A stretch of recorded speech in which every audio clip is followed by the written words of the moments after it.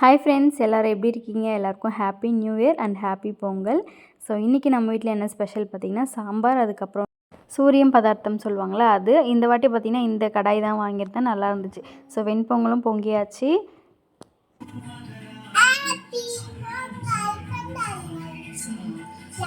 பாய் சொல்லு.